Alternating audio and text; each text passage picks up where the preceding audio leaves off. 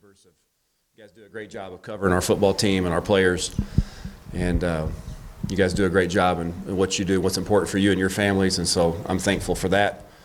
Appreciate the relationships that I've been able to form over the years. You know, those mean a lot to me when I come in here. And so with that being said and done, we'll open it up for questions here. This is a formal setting. I like it on the field better. I guess I could control that. But can you give us the best updates on your quarterback situation and Hayden Henry too? Yeah, Hayden Henry is going to be out for the rest of the year. He had shoulder surgery a few days ago, so he won't be available this week. It was just a significant injury. There's nobody tougher on our football team. He's played with a brace and has tried to play it and just got to the point where it got counterproductive for him and his long-term health. So he had a really successful surgery a few days ago. He's already on the mend. There's no doubt in my mind he'll attack his rehab with the same way he attacks everything else in life, with great dedication and guts and determination and grit. The guy's tough. And so anyway, we'll be without him. We'll miss him certainly. I know it's going to be hard on him. We're in Little Rock, home for him. So saddened for that, but it was the right thing for him to do at this time. Quarterback situation is really day-to-day, hour-to-hour still. I will tell you that both KJ and Nick threw the ball yesterday and were able to participate in part of practice.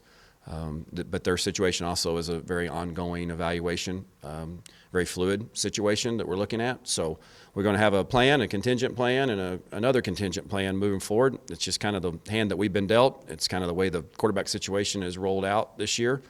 And so I guess it would be appropriate for it to go ahead and see its way through week 12. So is it basically a limited practice, kind of what you have them on right now? Yeah, obviously, you know, if you're evaluating for any kind of injury, much less a concussion protocol, then your exposure to contact has to be limited, if not restricted. Their position allows them a little bit more flexibility because of there's not contact in the way we're practicing right now. So it allowed them to get out and run around a little bit, throw the ball a little bit. So again, this is very day-to-day, very hour-to-hour within kind of how this is proceeding. We'll know more tomorrow.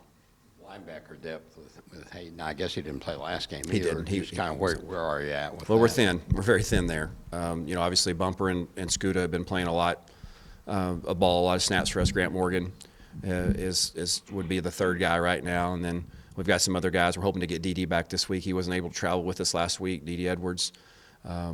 You know, Andrew Parker has played some snaps there, but we're thin there. There's no doubt. But I would anticipate that Bumper and Scuda and Grant handle the bulk of our linebacker snaps. Grant does both positions. He does, yeah, and they're all cross-trained. Terry Brown, is he still out? He's out. We're hoping that this is one of those weeks you wish you had a normal week. You know, a one day could make a difference here as far as his ability to help us on game day. But we still have several days left before we get to that point. We're holding out hope that he gets to the point where he's ready to go with us. And we never heard anybody else talk much about Jack Lindsey, but as soon as you got promoted, you know, he was on your radar. What did you maybe see in Jack that others didn't for whatever I don't reason? know. I mean, I'm not going to take any credit for that. I mean, just my observation. Being around the kid, I saw him in high school, known his family, so I'm just a little bit more familiar with him. I kind of know his DNA. I know who he is. I know that when he has gotten opportunities in scrimmages, he's always kind of been that guy that's made a play a little bit. Now, he hadn't been perfect. If he would have been, you know, his opportunities may have been already come a little earlier. But he's just been a guy that in a scrimmage here or there, he just makes a play. He's very aggressive in the way he plays and very confident. And, you know, he was coached by at both Fayetteville and at Springdale by Zach Clark, a good friend of mine, you know, that thought really highly of him and as a player. And I thought when we got him to come here on his own dime, we were getting a phenomenal, fantastic walk-on, the kind of walk-on that you need here at Arkansas. Family ties, legacy, in-state, smart, got physical traits to be successful at this level. And so all those things have kind of come to fruition for him, and at least they did the other day. On the offensive captain, and then Hudson Henry played Saturday night. I think he had a couple of catches. Talk about Hudson. And yeah, Hudson's progressed nicely. You know, he's really has taken advantage of the 4-game redshirt rule. You know, we were able to, with our health at that position early on, we're able to keep him in the freezer, so to speak, you know, until the last 4 games, and he's played in each of those games. And so made 2 catches. He got in positive yardage on his catch total for the year. I think he started his career with a -1 or -2 yard catch. I had told him and ribbed him that I actually had more yards receiving as a Razorback than he did, which mine was 0. So, but that still, according to my math, is still 2 yards more. I never understood the minuses on the minus scale. I struggled with that, but I do believe it was 2 more yards than he had in his career. But he made one really nice catch on 3rd down the other night. He's really progressed nicely. He's got a really bright future as a football player here. There is no doubt about it. And he's got all the physical traits and all the characteristic traits that you want of a great player, and I'm looking forward to him keeping his freshman year intact is really important for him because he wasn't ready early on.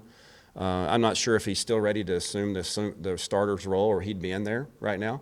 I don't think he's still ready for that, but he has shown really some good signs of improvement here down the last month. Oh, I'm sorry, Austin Capps.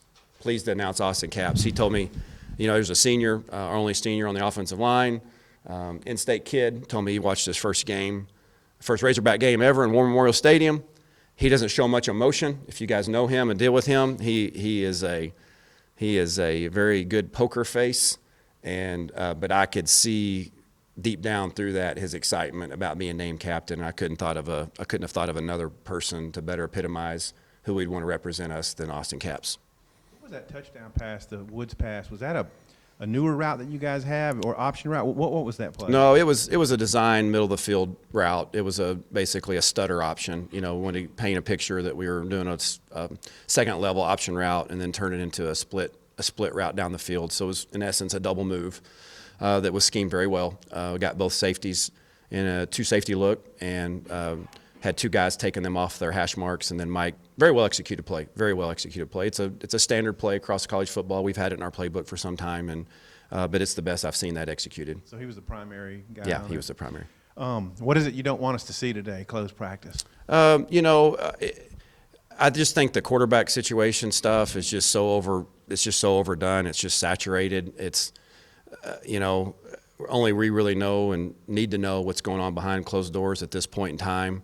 Again, this is not an attempt at deception or anything like that. It's just, that and combined with how late we are in the season.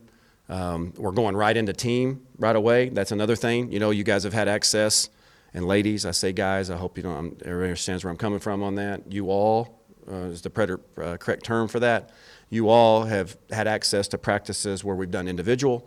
We're moving around and doing drills, and we want you guys to have access, you all to have access to that as much as you can have. But we're going right in. We're shortening practice up. This time of year, our fundamentals are our fundamentals. We're not going to get a whole lot better at the fundamentals of football in these few days.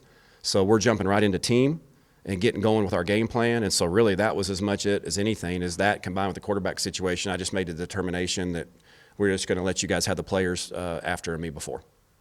I know you probably got your head buried in game plan and stuff, but the NCAA announced today that they're not going to overturn Missouri's bowl ban, so they don't really have a bowl to play for. How do you think that might impact? I don't know. I'm worried about my team. I know there's a trophy at stake. I'm worried about our guys. We've already laid out extensively what all we have to play for. I'm sure their coaching staff will be doing the same, but I know what we have to play for, and we have a lot. And I'm ready for Friday to get here. We got to put some more hay in the barn before we get to that point. But the trophy in itself should be motivation for our guys, and then here you're going to get me going again. But we got a lot to play for. Did you ever catch a pass and then didn't go for you? You just never caught it. Never caught one. I would have caught it if they'd thrown it to me, Bob. Caught one the other night. Yeah, I think I did that once or twice. And I was